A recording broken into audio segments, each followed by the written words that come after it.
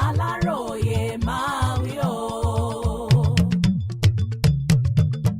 lẹ́yìn tí Muhammadu àti ọ̀rẹ́ ẹ̀ tẹ̀wọ̀n dé ni wọ́n mú wọn fún gbígbé oògùn olóró.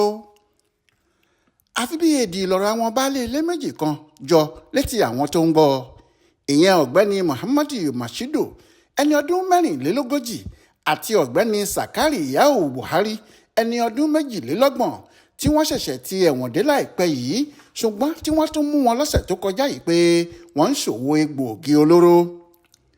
ọjọ́ ajé Monday ọjọ́ 23 oṣù kẹsàn-án ọdún yìí lọ́wọ́ àwọn àjọ tó ń gbógun ti gbígbé àti lílo egbòogi olóró nílẹ̀ wa National Drug Law Enforcement Agency NDLEA ẹ̀ka tìpínlẹ̀ Kano tẹ Muhammadu lójúnà márosẹ̀ Kano sí Katsina pẹ̀lú bítíbitì egbòogi olóró tí kò sì lè ṣàlàyé ohun tó ń fi wọ́n ṣe.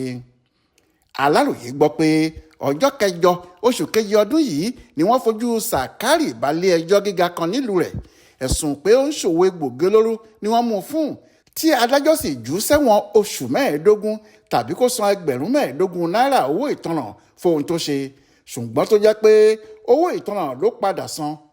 ọjọ́ 12 oṣù kejìlá ọdún 2022 ni adájọ́ dájọ́ ẹ̀wọ̀n fún Muhammadu ní tiẹ̀ egbòogi olóró ni wọ́n bá lọ́wọ́ òun náà tó sì lo iye oṣù tí adájọ́ sọ sí lọ́gbà ẹ̀wọ̀n ṣùgbọ́n tó jẹ́ pé kò pẹ́ táwọn méjèèjì padà dé tí wọ́n pàdé ara wọn ni wọ́n bá tún padà sídìí iṣẹ́ tí wọ́n ń ṣe. alukoro àjọ náà ọ̀gbẹ́ni Fẹ́mi Babáfẹ́mi tó fìdí ìṣẹ̀lẹ̀ ọ̀hún múlẹ̀ fáwọn oníròyìn lọ́jọ́ àìkú Sunday ọjọ́ 29 oṣù kẹsàn-án ọdún yìí sọ pé àwọn máa ṣèwádìí nípa àwọn tẹ̀wọ̀ndé méjèèjì náà dáadáa táwọn sì máa fojú wọn ba ilé ẹjọ́ lẹ́yìn ìwádìí àwọn. Adéwálé Adéoyè ló ṣàkójọpọ̀ ìròyìn ọ̀hún fún Aláròyé online television.